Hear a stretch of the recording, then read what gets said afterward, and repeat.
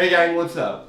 So, over the last few months I've been doing this, I've been releasing content about recent films that are coming out so I can stick with the times. However, this week we're going to try something a little bit different. Back in December, I put out a community poll asking what sort of films you want to see me review, and there was a clear winner to this. Damien Chazelle's musical thriller, Whiplash. Along with that, I'm also studying Chazelle's work for college at the moment, so this is a perfect time to look back over his stuff and help me with my own short film.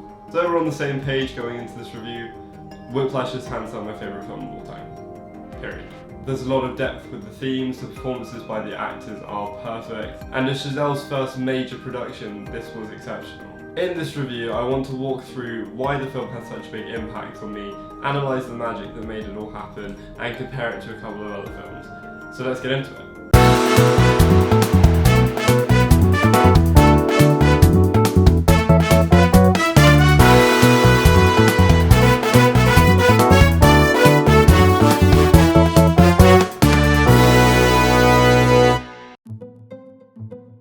2014's Whiplash, written and directed by Damien Chazelle, is an intense look into obsession and hard work in a musical sense. It puts forward these extreme scenarios and asks the question, how far is too far? Chazelle drew from personal experiences when writing, having spent his college years as a drummer in a competing jazz band with a teacher who would push him, although not to the excess that Fletcher does in this film. Chazelle had recently graduated from Harvard doing film studies and had moved to LA in hopes of becoming a director for screens.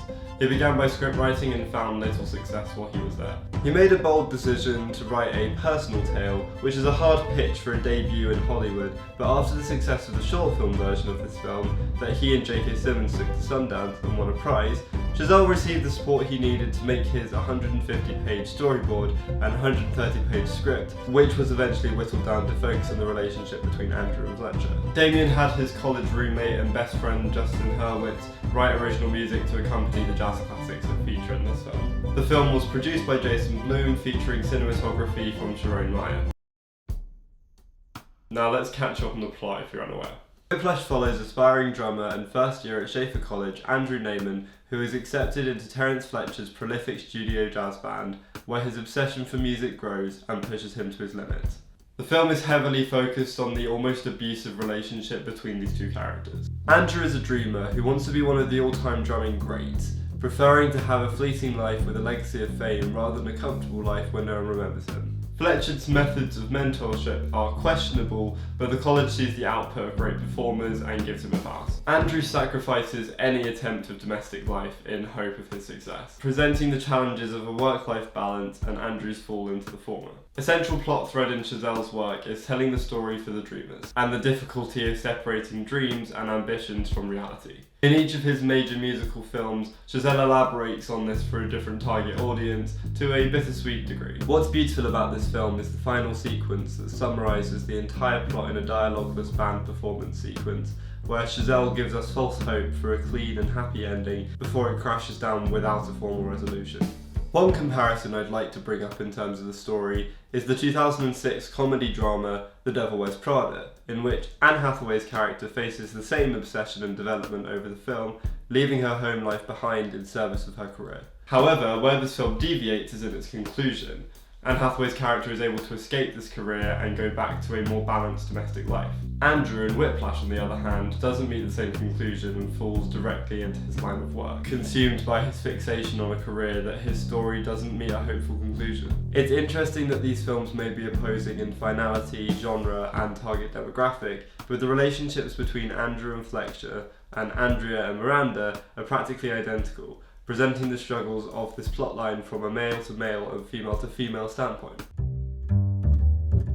As mentioned previously, this film tackles many themes, but mainly, how far is too far? While in college, Chazelle became a jazz drummer, competing in many contests as part of a band. He had a similar experience with his drumming teacher as is seen in the film, only the relationship between Andrew and Fletcher is heightened to a new level. Although Chazelle wasn't the biggest fan of his teacher, he made him work for it and be successful ultimately, so it begs the question, success at what cost? The central dynamic that explores this is between Andrew and Fletcher, an abusive relationship that Andrew continues to work through due to his dedication to his life goals in the craft. Fletcher is shown to undermine Andrew immediately, introducing him to the studio band with the wrong name. The relationship is damaging to Andrew's mental state, but at the end of the day it pushes him to go further in his own time. There are sequences of Andrew practicing the drums, his knuckles bleeding at the sheer strain he's putting on his body and mentality. Later, when he's late for the concert, he rents a car and then crashes it and gets up to still run in and play the music.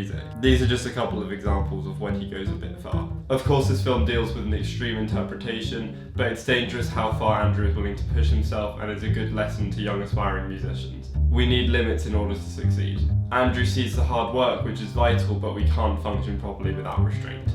This film is excellent at dealing with this theme. Continuing with that, one of Chazelle's priorities in telling this story was showing the craft of musicians in a different light. In modern cinema, music is seen as this magical thing that's always played well and supports the main plot. However, the reality of this situation is many musicians rarely get seen and pour time and energy into this that people can't fathom.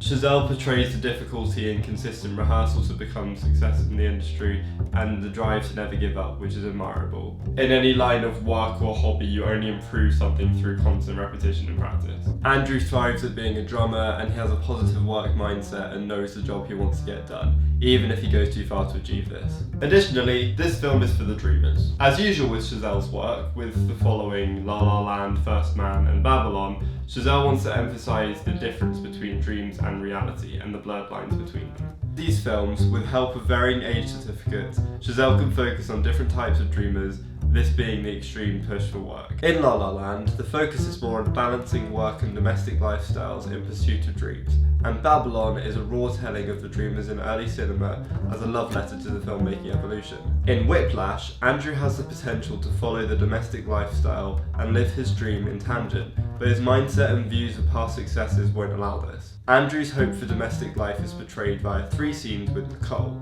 Their initial date, where you think things may work, the breakup, where he lays out how domestic life would stop him from being a success, and the phone call in which Andrew tries to recover his mistake but has fallen too far into obsession. Chazelle presents how a dream can take over someone's life to the detriment of those people around them. The 2 central characters of this film are Andrew and Fletcher. Funnily enough, we're going to be talking about them a lot in this video. Let's quickly look over them before finding a couple of other influential people in the plot. Andrew is a driven 19-year-old ahead of his years and becomes the youngest member of the studio band due to the potential Fletcher sees. This makes him easily mouldable and controllable for success in Fletcher's lens, but Andrew wants to break past this and prove to Fletcher the musician he can be. Andrew's connection with his family isn't too strong, as denoted by a classic dinner scene during which his ambitions are undermined, giving him a chip on his shoulder. However, this chip isn't to gain the respect of his family, it's just to become the most successful of his version he can be. As he says, he'd rather die early and everyone know his name than live for decades and no one know he exists. This clearly shows Andrew's ideology and version of a fulfilled life. On the other hand, Fletcher seeks ambition and potential, seeing it in young people like Andrew and trying to maximise it to any degree possible. He'd rather take someone to their limits and proving them a success rather than let potential die without doing anything. Although this is an admirable ideology, his methodology is flawed and ultimately becomes a point of contention that gets him removed from the college. To study well, you need someone who's willing to push you but respects your boundaries and doesn't aim for discomfort. Fletcher is not this. The comparison to make is back to Prada with Miranda, an accomplished woman who will push people to their limits for continued success. Where she and Fletcher differ is Miranda doesn't let this guard down to give her underling security. Fletcher is able to manipulate Andrew by appearing grounded and acting like Andrew's best interest to maintain a connection, though Miranda doesn't care for this and on the surface expects the work to be done. This also reflects on the industries and age groups that these films do not show. Another few characters to consider are Nicole, Andrew's dad, and Tanner, the previous drummer of the studio band. Nicole represents Andrew's humanity. She reflects what many love interests do in being supportive and there to have a laugh. However, she has the sensibility that when Andrew has decided his path, she is able to walk out and move on with her own doing. She must act in the best interests of herself at the end of the day and not down herself along with Andrew. Andrew's father isn't supportive of his chosen path and only comes to support when it's too late before the final scene. He sees success in a domestic and academic standpoint, so struggles to see how Andrew's obsession is the same, due to there being no formal milestone to his path.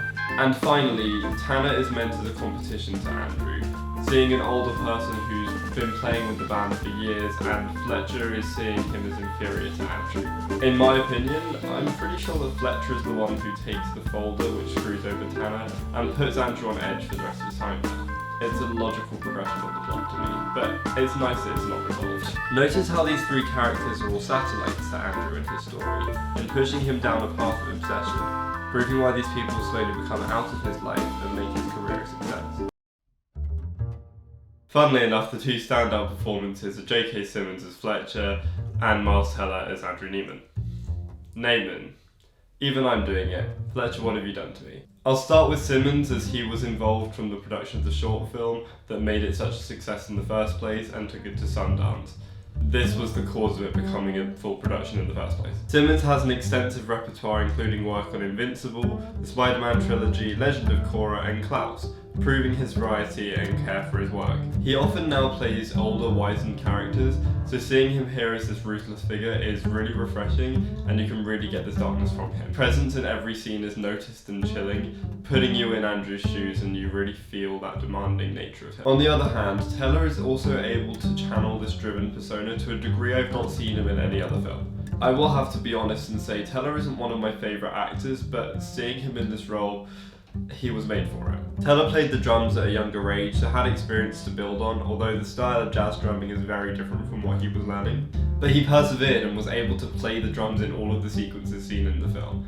Hats off to that, that's dedication right there. I wonder how many drums and sticks they got through in the production of that film. A lot got broken. Teller is widely known for the Divergent series, Spectacular Now and Top Gun Maverick, although this was his career-defining performance in my eyes. Also, he was originally going to work with Chazelle on La La Land alongside Emma Watson, but those plans very much changed.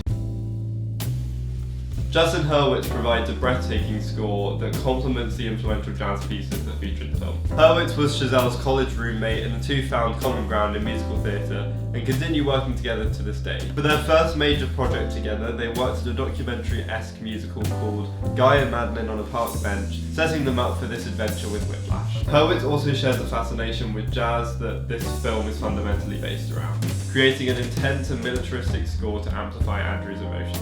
The choices of archive music, including Whiplash and Caravan, are heavily influential in this era of jazz and really impact on the cinematography and shot timing. Sharon Meir delivers on fantastic cinematography that's heavily influenced around the music. This is in both its pacing and style. A majority of the musical shots of the film are framed in montages with various angles, whip pans, tracking shots to create the images without the instruments being seen in full. The whip pan is something extremely important to Chazelle's work and usually shows the relationship between two characters and the music being played. The guys who do the camera work on these whip pans are insane. There are definitely videos online seeing behind the scenes. It's crazy fast. The pacing switches between simple 3-shot conversations and full musical rehearsals and concert montages, which slowly take over the story as Andrew's obsession grows. Chazelle's style of filmmaking, particularly in Whiplash, is heavily derived from Hitchcock's work on thrillers. This is brought together with the musical theatre aspect, symphonising this new genre that is quite intense. Chazelle uses reaction shots and close-ups to build an image in the audience's mind without showing every frame of information. Much like Hitchcock during Psycho when the woman is stabbed in the shower, but you don't actually see anything. The final 15 minutes of the film is exactly what this film is all around. The rest of it is just context leading to this point. Otherwise, it's just kind of a glorified music video. It functions as a 3-act story in itself, beginning Chazelle's formula of a character at their lowest, a sense of false hope and victory, and finally an ambiguous normalised result where the protagonist doesn't ride off into the sunset. The opening and final shots of this film do match, and it's quite significant. And finally, I promise you we're almost there, I can't mention this film without mentioning its colour palette. Chazelle is the master of using colour both in set design, grading, and in the costumes. Andrew begins the film wearing a white t-shirt, which over the course of the film turns to dark blue and finally black, representing his fall into obsession and no chance of escape. In terms of set design, the palette is grungy to match the Hitchcock thriller aesthetic, but everything in frame still feels precise and doesn't take away focus from the instruments. Additionally, the film is graded with a yellow-red palette, which would switch in the red direction should Andrew become angrier, generally reflecting his mood all around. They filmed on digital due to the extensive shots of the band montages, but Chazelle still wanted this film stock grainy look, accompanied by the 2.35 to 1 aspect ratio to ground this film in its classic and French New Wave influences. I think if you've made it this far, you can tell that I absolutely adore this film and what it managed to achieve. It deserved all the awards it received and more, and I'm really looking forward to seeing where Chazelle goes in future. Yes, people thought he did go slightly too far with Babylon, but I really respect that film. Researching this film has only made me love it more and gain even more respect from it from a filmmaking perspective. 10 out of 10. It's my favourite film, what else am I going to give it? Definitely check this one out if you haven't already, and also Chazelle's other work. Thank you for watching, and I hope you got something out of it. I haven't released a review in the last couple of weeks, but I really want to get this one right as it means a lot to me. I aim to get back to reviewing weekly, starting with my Disney ranking, which should come out next week, supposedly. In the meantime, have a look at everything else I've got going on in this channel, and I aim to be producing more content in the future with rewrites, reshufflings, look at my new Doctor Who series, and other ranking videos. Please subscribe if you haven't already, it would really help me, and I can't believe the followers I've already got on this platform. It's been great. Until next time, have a good week, and goodbye.